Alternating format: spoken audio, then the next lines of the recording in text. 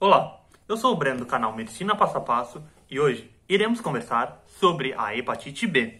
Mas antes dela começar, eu gostaria de pedir para que você já desse um like no vídeo, se inscrevesse no canal e considerasse se tornar membro, para assim valorizar o meu trabalho. A hepatite B é o único vírus da 7ª classe de Baltimore que possui relevância médica. Ele possui como material genético um DNA a duplo filamento, porém incompleto. Ele causa mais de 800 mil mortes por ano em todo o mundo. E ele pode causar tanto uma hepatite aguda, quanto causar infecções crônicas e aumentar a chance dessa infecção formar um hepatocarcinoma. Apesar deste ser o vírus com o menor material genético capaz de infectar os seres humanos, ele consegue produzir antígenos que, aprender esses antígenos, será muito útil para compreender os exames que irão ser realizados para se analisar o estado da infecção em um paciente. E este vírus ele também irá possuir um envelope, revestindo o capsídeo. Ele consegue produzir o antígeno S, também conhecido como HBsAg, antígeno S da hepatite B. Este S ele nos irá indicar que é um antígeno de superfície, exposto externamente no envelope. E ele irá se tratar de uma glicoproteína. Ele também possui o antígeno C, ou também conhecido como HBcAg, antígeno C da hepatite B. Este C está para a palavra core, pois constitui o capsídeo. E temos também o antígeno E, que se trata de uma pequena glicoproteína que pode ser excretada pela célula quando o vírus se replica. Além disso, este vírus consegue sintetizar a proteína ORF-X, que também é conhecida como HBx. Esta proteína é uma quinase com função regulatória, diretamente envolvida nos processos de oncogênese de infecções crônicas causadas pela hepatite B, que nós iremos já analisar. Este vírus também sintetiza uma retrotranscritase, que é importante no ciclo vital desses vírus. E é por isso que alguns fármacos utilizados contra o HIV podem ser também úteis contra a hepatite B. Este vírus ele consegue produzir, no fim do seu ciclo, além das partículas virais infectivas, ele também consegue produzir partículas não infectivas, que não irão conter, então, o seu ácido nucleico, logo não conseguem estabelecer uma infecção, mas possuem também na sua superfície dessas partículas não infectivas o antígeno S. Essas partículas não infectivas são cerca de 100 a 1000 vezes mais numerosas do que as partículas infectivas no sangue. E, muito provavelmente, a função dessas partículas não infectivas é de sequestrar os anticorpos anti-antígeno S e, assim, dificultar a neutralização do vírus infectivo, da forma infectiva da hepatite B. E, assim, vai facilitar o processo de cronicização desta infecção pelo vírus da hepatite B. E essas partículas, elas não possuem o antígeno E. E lembrar disso vai ser importante no final da aula. Após a interação do antígeno S com o heparansulfato presente nas proteoglicanos de membrana dos hepatócitos e o ingresso no núcleo através de um processo que se acredita ser regulado pela fosforilação da proteína do core desse vírus, o DNA, a duplo filamento incompleto, ele vem completado e ele fica em uma forma circular, covalentemente fechado, que vem imediatamente complexado com estonas. Este material genético irá agir como um microgenoma. Ele representa um dos principais problemas para a erradicação desses vírus de um indivíduo, pois os fármacos que possuímos interagem com a retrotranscritase em uma etapa que logo irei explicar. Porém, eles não agem diretamente contra o genoma viral. No núcleo, este DNA circular pode gerar transcritos, tanto com o intuito de gerar proteínas, ou gerar, então, um RNA pré-genômico, que irá, no interior das proteínas do capsídeo recém-sintetizado, sofrer a ação da retrotranscritase viral, que primeiramente se irá formar. Essa retrotranscritase irá primeiramente formar um híbrido entre DNA e RNA. E depois, graças a uma função endonucleásica dessa própria retrotranscritase, irá ocorrer a degradação do RNA e uma síntese incompleta de DNA, formando no final desse processo o material genético definitivo deste vírus, que é uma molécula de DNA a duplo filamento incompleto. O processo de saída da célula ainda não é bem compreendido, Porém, junto com a saída do vírus infectivo, irá ocorrer, como já vimos, a saída de estruturas não infectivas que contêm o antígeno S. E dentro dessas estruturas não infectivas, pode-se conter RNA virais. E na saída do vírus, também ocorre a liberação do antígeno E, que vem então considerado um marcador da replicação do genoma viral. E esse antígeno E se complexa com anticorpos anti-antígeno E. A diminuição dos antígenos E irá indicar uma parada na replicação viral, que, por sua vez, pode indicar uma resolução da infecção viral ou a integração do DNA circular no genoma, que neste caso irá continuar a produzir antígeno S e gerar então um baixo, mas constante, efeito citotóxico que iremos analisar melhor daqui a pouco. O vírus da hepatite B possui uma considerável resistência em ambientes desfavoráveis, podendo resistir então a pH ácidos e a elevadas temperaturas. Em condições adversas, ele consegue permanecer por até 7 dias fora do corpo humano, sem perder a infectividade. Em condições de baixa temperatura, ele pode resistir até mesmo por anos, mantendo a sua capacidade infectiva. Essas características elas são bem notáveis, pois estamos falando de um vírus envelopado, que deveria então ter uma tendência a ser mais sensível. No passado, antes da vacina ou da difusão dos fármacos antivirais, a prevalência chegava a 30% da população mundial. Hoje em dia, este número desceu para 3%, o que, porém, ainda é muito alto, pois representa 260 milhões de pessoas infectadas em modo crônico, com risco de se desenvolver, então, cirrose hepática e hepatocarcinomas. E a grande maioria desses indivíduos é assintomática e manifestarão sintomas apenas quando o dano de uma infecção crônica já estiver ocorrido e irá causar cerca de 1 milhão de mortes por ano. Mas ele vem encontrado em altas quantidades no sangue e ele se encontra em quantidades menores, porém, ainda capaz de estabelecer infecções no líquido seminal e nos fluidos vaginais, enquanto a quantidade presente na saliva não demonstra ser capaz de transmitir infecção.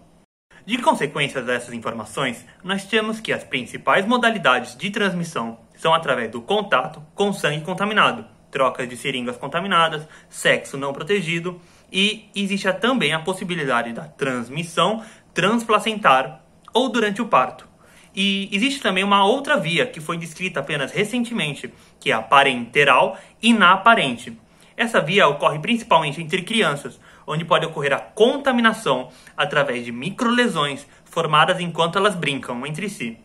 E não existe caso de transmissão através do aleitamento materno. A manifestação dos sintomas depende muito da idade do indivíduo no momento da exposição. Enquanto a infecção nos adultos geralmente é sintomática, causando uma hepatite aguda que tende a se resolver com a produção de anticorpos, com a probabilidade de se cronicizar em apenas 10% dos casos, a extrema maioria das infecções na primeira infância são crônicas, relacionadas à morte ou à necessidade de transplante, e 25% dos casos onde não ocorre nenhuma terapia antiviral depois de algumas décadas da vida deste indivíduo que foi contaminado na infância. De fato, das 800 mil mortes registradas em 2016, apenas 100 mil foram causadas por hepatite aguda, ou seja, 1 sobre 8 das mortes apenas é por hepatite aguda. Enquanto isso, as outras duas metades dos casos restantes foram causadas ou por cirrose ou por hepatocarcinomas, ambas consequência de uma infecção crônica não tratada corretamente. Em 1% dos casos das hepatites agudas, elas podem progredir para uma hepatite fulminante, que irá possuir então uma alta probabilidade de morte. A explicação para esta diferença dos sintomas entre as idades é que o dano causado nessa infecção irá derivar muito pouco do vírus em si, e mais por causa da nossa própria defesa célula-mediada, que age com mais força nos adultos, e assim vai agredir mais os hepatócitos, causando hepatite. Porém, frequentemente, apesar de causar mais sintomas nos adultos, causa menos infecções sintomáticas, pois esta força que a resposta célula-mediada causa nos hepatócitos, geralmente consegue resolver a infecção.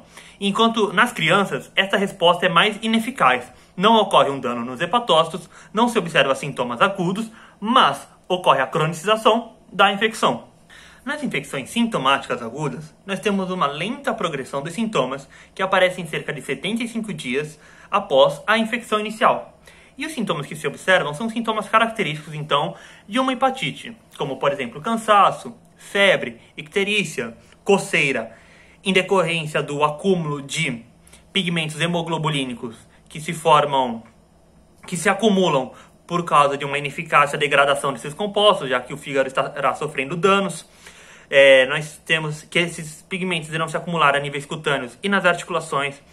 Nós temos também dor no hipocôndrio direito. Podemos observar náusea, vômito, urina escura por causa do acúmulo da bilirrubina e fezes acólicas, ou seja, são febres esbranquiçadas por causa de problemas na excreção da bile. A nível celular, o dano irá derivar principalmente de uma resposta célula-mediada, liderada provavelmente pelos linfócitos T, CD8, citotóxicos, que irão matar os hepatócitos infectados. E também podemos observar, por causa da resposta do nosso sistema imunitário, reações de hipersensibilidade, de forma similar àqueles que se observam nos parvovírus, onde irá ocorrer então a formação de imunocomplexos entre o antígeno S e anticorpos anti-antígeno S.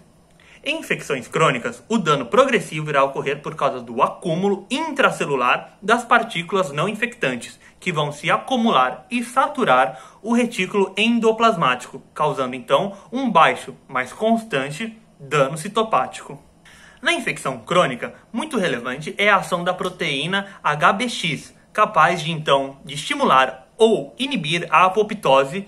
E em hepatocarcinomas se notou que essa proteína consegue metilar genes oncossupressores que irão sofrer então uma downregulation, como é o que ocorre, por exemplo, no gene da proteína P53. Isso irá então favorecer a oncogênese. A ação da proteína HBx, mais um constante estado inflamatório causado pelos danos aos hepatócitos, mais uma constante regeneração do fígado, cria um ambiente extremamente favorável a mutações. Além do que, este ambiente inflamatório estará rico em radicais livres, que, associados a fatores como alcoolismo, irá formar um contexto necrótico, podendo causar então cirroses, onde se irá observar a formação de cicatrizes no fígado e a progressiva perda de função deste órgão. Em relação ao tratamento, ele costuma ser apenas sintomático para as infecções agudas, que tendem a se resolver com a produção de anticorpos. E, em infecções crônicas, aquilo que se realiza é o utilizo de interferão, que, porém, pode causar notáveis efeitos colaterais e irá possuir uma baixa percentual de sucesso. Ou se pode, então, realizar inibidores da retrotranscriptase viral, que não removem o vírus, apenas controlam a infecção, controlando os sintomas, então. Estes últimos são tratamentos que geralmente duram toda a vida do paciente, o que facilita, então, o aparecimento de cepas virais da hepatite B com resistência aos fármacos utilizados, já que eles são sempre constantemente utilizados. Este é um problema que se encontra em tratamentos que são realizados por toda a vida do indivíduo. Ao longo dos anos, foi então aprovados fármacos que inibiam a ação da retrotranscriptase viral. Cada fármaco que era aprovado ao longo do tempo possuía progressivamente uma maior barreira genética, que então dificultava o aparecimento de cepas virais resistentes a estes fármacos. Porém, também, cada fármaco que saía era progressivamente mais caro. O primeiro fármaco desenvolvido foi a lamivudina, e depois progressivamente vieram o adefovir, o entecavir, a teobivudina e, em 2016, foi aprovado o tenofovir alafenamida. Em pacientes com a infecção crônica que não possuem nenhum sinal de fibrose ou cirrose, pode-se utilizar interferão na esperança de eliminar o vírus. Caso contrário, se irá utilizar os inibidores da retrotranscriptase viral por longos períodos, geralmente por toda a vida. Em caso de suspeita de contato com o vírus, pode-se aplicar um plasma imune para prevenir a infecção, ou seja, anticorpos pré-formados. A vacina, por sua vez, é a melhor prevenção e possui uma eficácia muito elevada de cerca de 95% dos indivíduos vacinados. E geralmente é administrada em 3 doses, uma no nascimento, outra com 1 mês e outra com 6 meses. E ela é composta do antígeno S cultivado em leveduras. Esse antígeno deve ser cultivado em leveduras e não em bactérias, já que, sendo uma glicoproteína, a proteína que a compõe deve sofrer um processo de glicosilação, processo que só ocorre em células eucarióticas.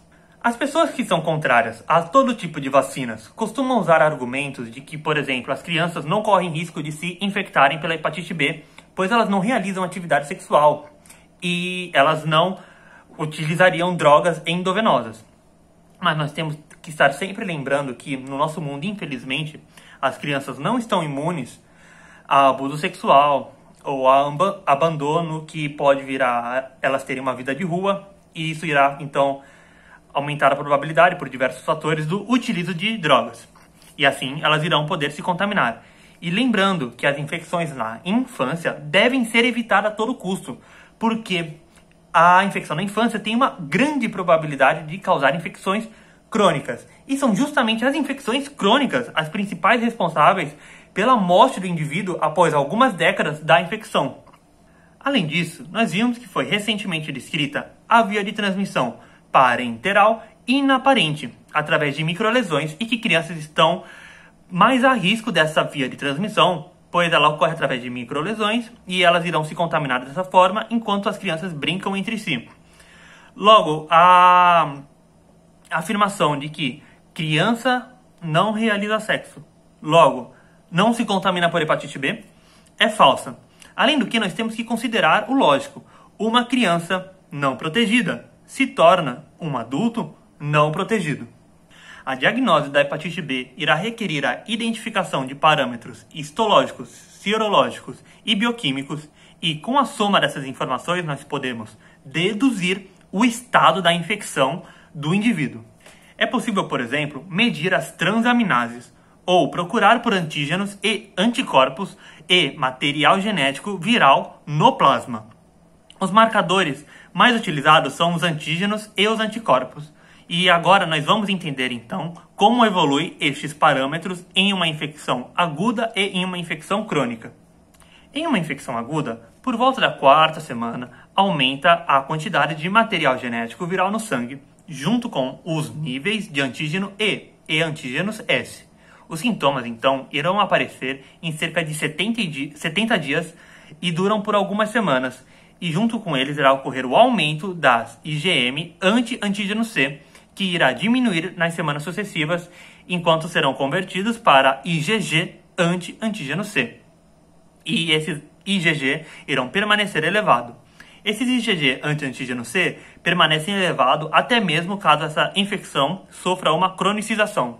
Caso ocorra diminuição da replicação viral, irá se observar a queda dos antígenos E e dos antígenos S e o aumento dos anticorpos anti-antígeno E.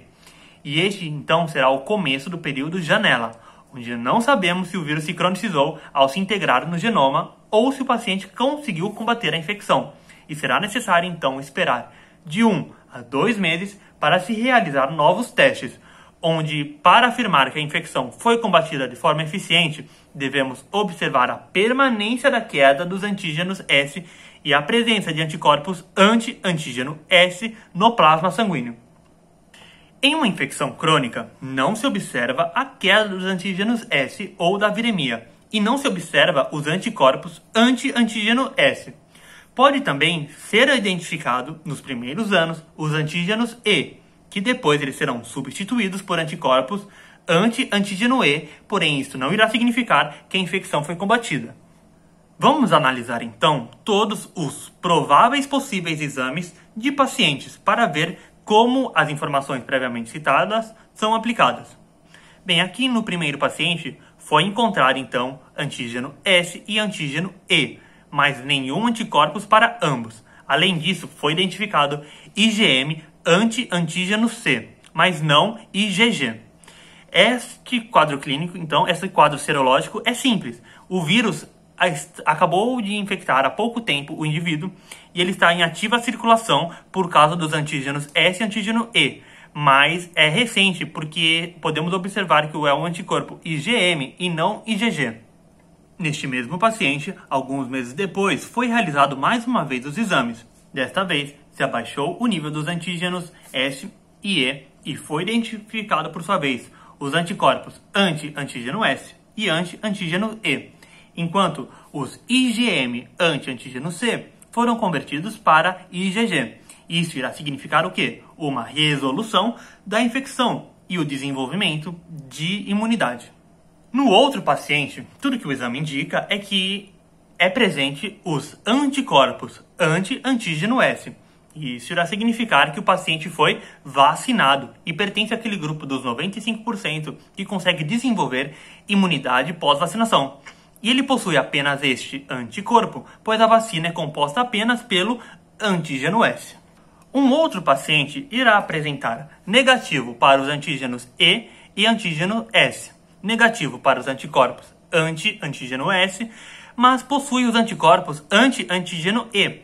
Além disso, ele possui os IgG anti-antígeno C e baixa quantidade do respectivo IgM. Bem, se ele tem anticorpo contra esses antígenos, quer dizer que ele sofreu uma infecção. Se ele não apresenta os antígenos, ou o vírus foi contido, ou ele se integrou no genoma de algum hepatócito.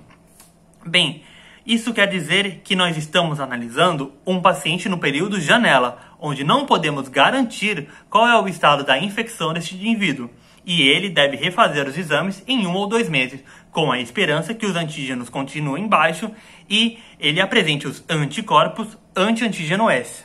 No quarto paciente, temos a presença dos antígenos S e antígenos E.